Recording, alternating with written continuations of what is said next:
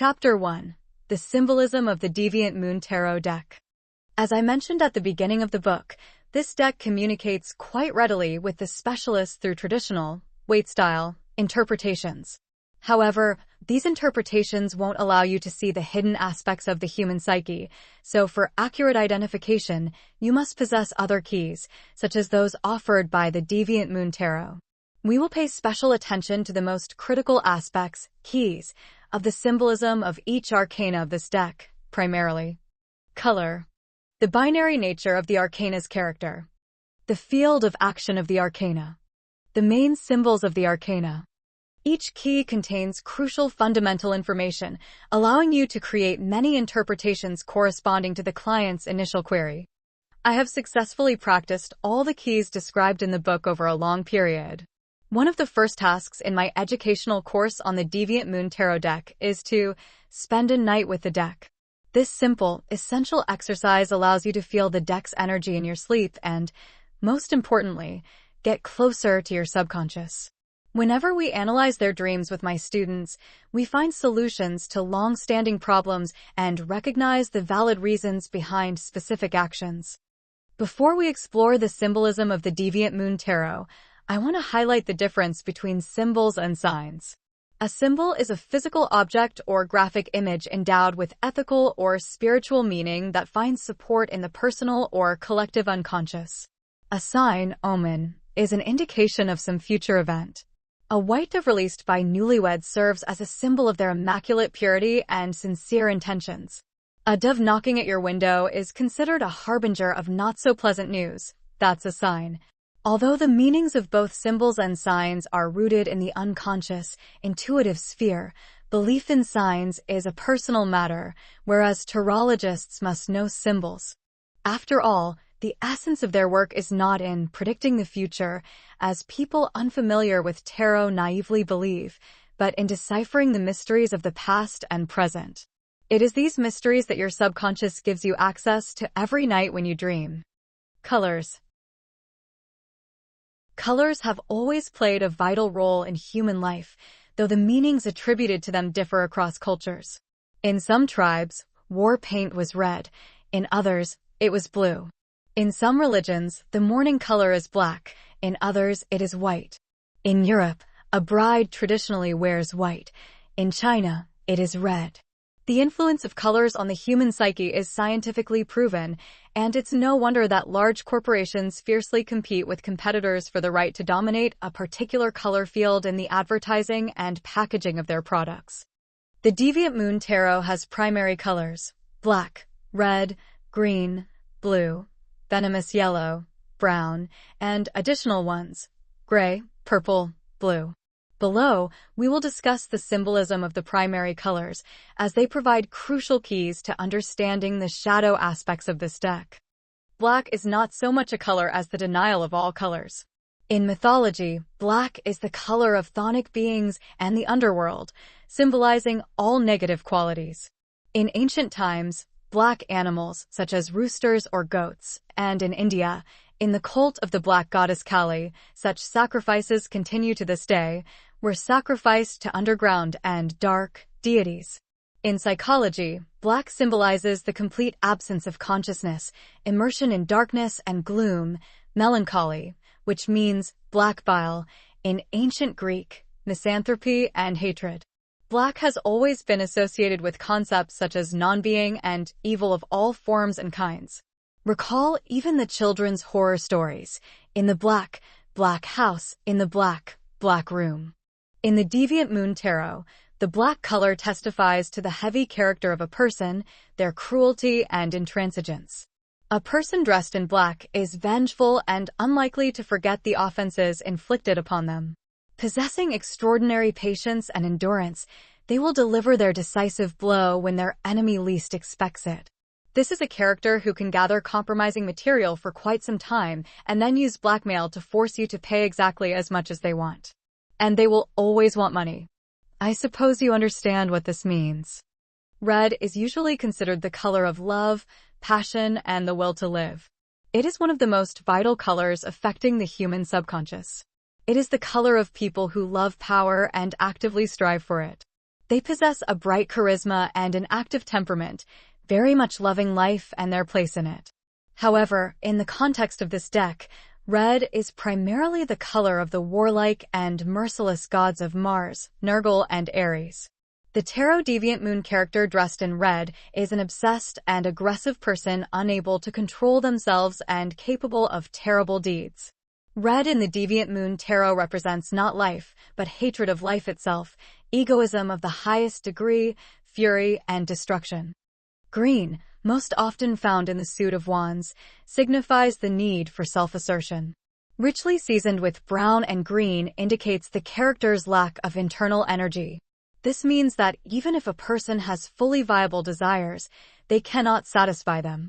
In the Deviant Moon Tarot, green indicates the character's loss of strength, which helps them resist and endure, as well as the fear of their own powerlessness. All this ultimately leads to blaming others for their faults. The character of the suit of wands will primarily seek a peaceful refuge where they would be treated carefully and would not have to assert themselves. Blue, most often found in the suit of cups in this deck, symbolizes the character's passivity. Only their own emotions matter to them. They are inert with other people, which corresponds quite well to some of the apathy inherent in the blue color. Venomous yellow, or lunar yellow as it is also called, is the color of sarcasm and disdain, irony and hypocrisy. It is the color of dull gold and sulfur, symbolizing fickleness, jealousy, vicious attractions, marital infidelity, guilt, and betrayal. In dreams and psychoanalysis, yellow is the color of intuition and represents the ability for renewal, vivacity, youth, courage, instability, and futility. It testifies to the striving for superiority and power, often compensating for an unrecognized or inexperienced feeling of inadequacy. Characters whose clothing predominantly features this color are quite sharp-tongued. They are not shy in their expressions and derive pleasure from hurting others. In this way, they compensate for their low self-esteem on the one hand and, on the other, manipulate people to achieve their hidden goals. Brown essentially represents a mixture of different colors. It reflects a person's earthiness and lack of high aspirations. Additionally, it indicates a person's secrecy and non-candid nature. Brown may indicate a need for rest and tranquility, a strong and stable rear where one can primarily receive physical comfort for the body and then everything else. The binarity of characters. In metaphysics, a binary opposes the two most straightforward concepts, mutually affirming each other. The absolute deity is the binary of the world's active beginning and the world's passive beginning. A person is a binary of the positive and negative, consciousness and unconsciousness, the energies of yin and yang, male and female beginnings. Eliphas Levi wrote, "The binary is unity, which has bifurcated by its own force to create." Each character in the Deviant Moon Tarot exhibits pronounced binarity. This is indicated, for example, by double faces and double figures, which reflect the external, consciousness, the right side of the face, and internal, subconscious, the left side of the face, as well as male and female energy. This deck loves to play with images. Two or more characters depicted on a card may indicate one person. Don't let this confuse you. After some active practice, you will begin to understand immediately whether you see one person or several. Binarity contains essential characteristics of the character. Firstly, the activity of the face, right, left, indicates what currently predominates in a person's behavior, consciousness or subconscious. Secondly, the activity of the right or left side of the body shows us which type of energy, male or female, predominates in the person. Traditionally, the right side of the body is responsible for male energy and the left for female. The activity of one or the other energy determines the person's character. If you are faced with a man with active female energy, he is an infantile who cannot perform typical male duties and is entirely under the influence of a woman.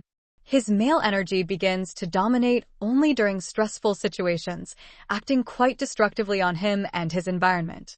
This influence is characterized by uncontrollable anger, physical aggression, and harshness, a state of effect when a person completely loses control over themselves. If, however, you are faced with a woman with active male energy, For example, the Queen of Wands, she is unaware of her weaknesses. She spends most of her life not on family, but on realizing her societal ambitions. Unfortunately, there are now very many people who have such deviations from natural norms. Men who are not ready to take responsibility provoke the emergence of independent women who put social and other achievements first and childbirth and family second. But as they say, you can't defy nature, and the consequences of such distortions eventually make themselves known.